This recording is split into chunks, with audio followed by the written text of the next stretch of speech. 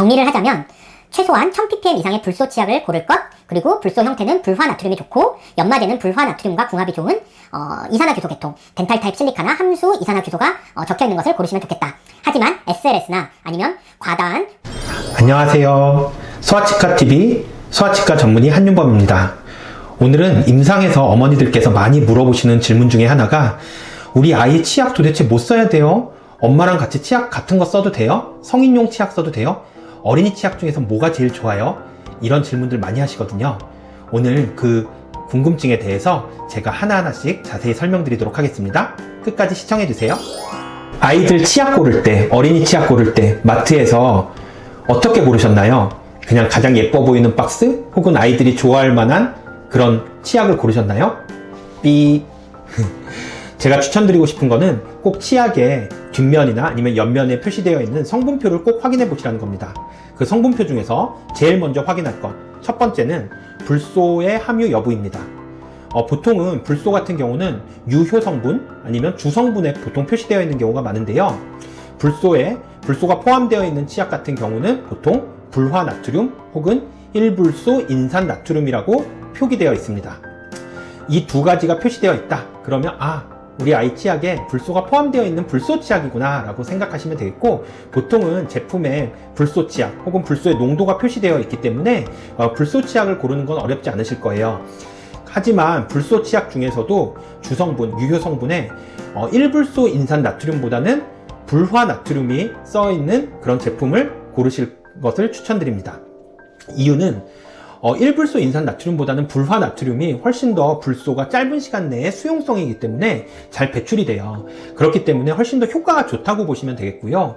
그래서 저 같은 경우는 어머니들께 추천드릴 때 불화 나트륨이 들어가 있는 불소 어린이 치약을 사용하세요 라고 권장드리고 있습니다.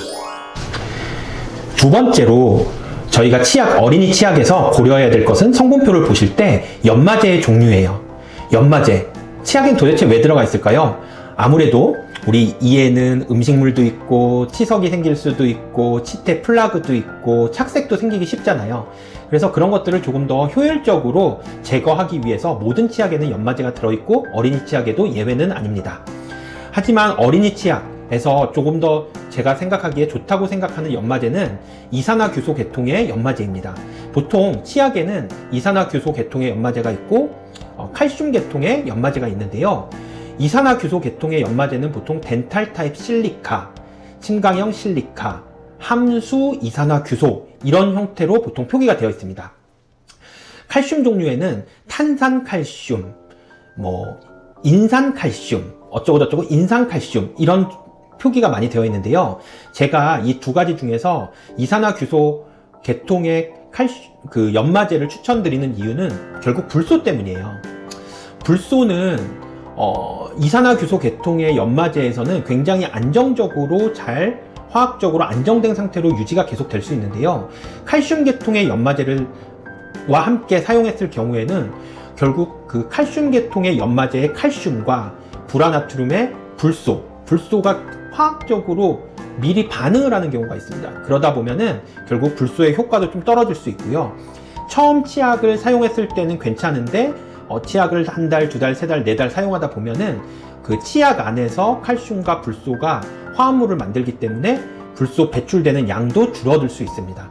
결국 그래서 제가 추천드리는 거는 불화 나트륨이 포함되어 있는 불소 치약의 경우에는 이산화규소 계통, 덴탈 타입 실리카나 함수 이산화규소 이렇게 들어있는 연마제를 선택하셨으면 좋겠습니다. 네, 아이들 치약 같은 경우는 불소 치약을 추천을 드린다고 했었는데 이게 이런 성분을 잘 선택을 하셨다면 어떤 농도를 쓸 것인가 궁금하실 거예요. 대부분 1000ppm은 돼야지 치아 우식증, 즉 충치의 예방 효과가 있다고 알려져 있습니다.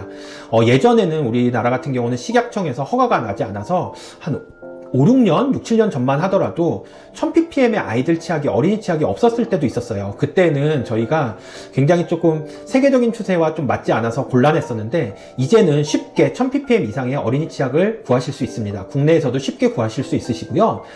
보통은 우리가 불소 치약 같은 경우는 아이의 첫 유치, 그러니까 보통 한 5, 6개월 정도 되겠죠? 첫 유치가 나는 시기부터 만 3세 정도까지는 1000ppm 정도의 불소 치약을 사용하되 쌀알 크기, 아주 진짜 치약에 살짝 묻힌다고 생각하시면 돼요. 쌀알 크기만큼의 양의 치약을 사용해서 우리가 아이의 이를 닦아주라고 하고 있고요.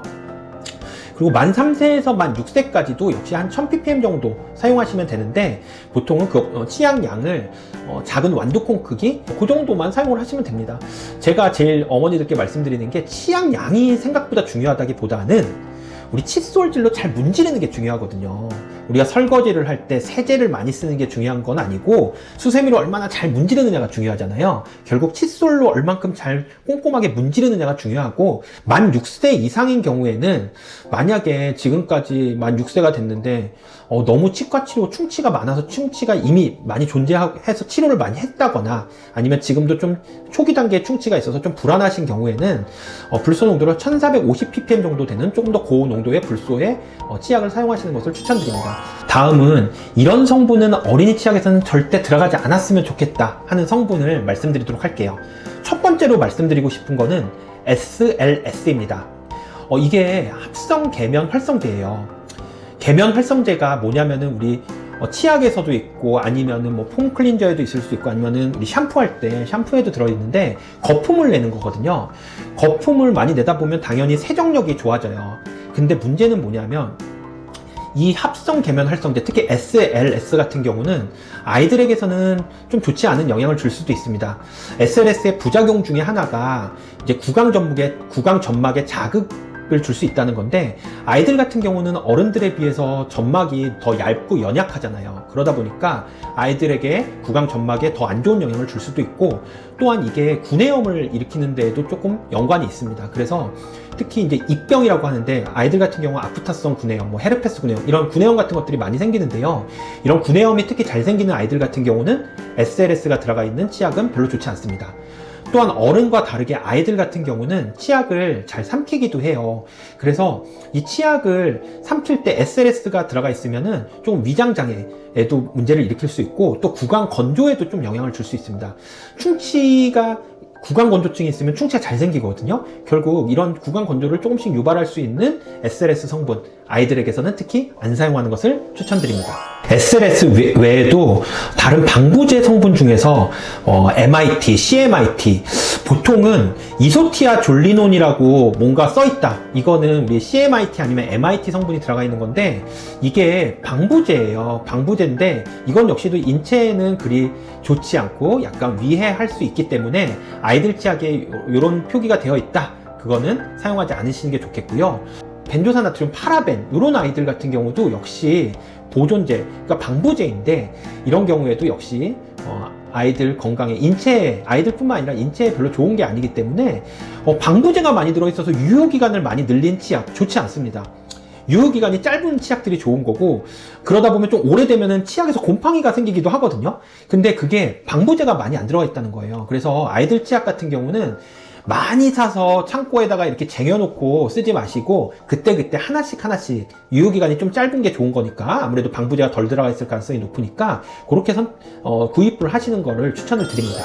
네, 역시 아이들 치약에도 계면 활성제가 들어갑니다. 하지만 아이들 같은 경우에는 우리가 좀 저자극의 계면 활성제가 많이 들어가요. 저자극성 계면 활성제가 많이 들어가는데 대부분 치약에 보시면은 요즘에는 코코일 글루타민산 나트륨 이렇게 많이 써 있어요. 코코일 글루타민산 나트륨 같은 경우가 굉장히 이제 저자극성 계면 활성제로 알려져 있고 이런 계면 활성제가 들어가 있는 제품은 소아치과 의사로서 추천하는 제품이라고 생각하시면 되겠습니다. 네, 이 질문 정말 많이 받아요. 우리 애가 어른 치약 이제 쓰고 싶어 해요. 그러니까 엄마 아빠랑 같은 치약 써도 돼요? 저는 개인적으로는 소아치과 의사 입장으로는 조금 비추해요. 왜냐하면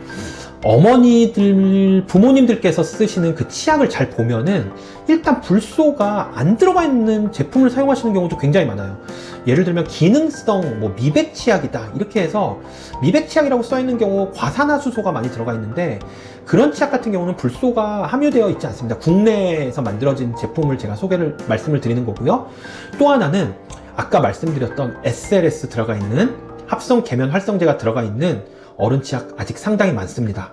그래서 아이들한테는 가급적이면은 조금 더 안전한 제품으로 초등학교 시기까지는 어린이 치약을 그리고 또 불소가 아무래도 아이들한테는 더 중요하기 때문에 1000이나 1450ppm이 들어가 있는 치약 사용하시는 게 어떨까 싶습니다. 지금까지 어린이 치약을 현명하게 선택할 수 있는 요령에 대해서 가이드라인을 소아치과 전문의사로서 설명을 드렸는데요. 이해가 좀 되셨나요? 많이 도움이 되셨길 바랍니다. 정리를 하자면 최소한 1000ppm 이상의 불소 치약을 고를 것, 그리고 불소 형태는 불화 나트륨이 좋고 연마제는 불화 나트륨과 궁합이 좋은 이산화규소 계통, 덴탈 타입 실리카나 함수 이산화규소가 적혀 있는 것을 고르시면 좋겠다. 하지만 SLS나 아니면 과다한 유효기간을 늘리기 위한 보존제, 방부제가 들어가 있는 치약은 선택하지 않으셨으면 좋겠다. 그리고 어른 치약에는 생각보다 이러한 성분들이 들어가 있는 경우가 많으니 아이들과는 치약을 분리해서 사용하는 것이 좋겠다 라는 것이 오늘의 핵심입니다. 많은 도움이 되셨길 바라며 혹시 궁금한 내용 있으시면 댓글 남겨주시면 제가 성실히 답글 남겨드리도록 하겠습니다. 끝까지 시청해주셔서 감사합니다.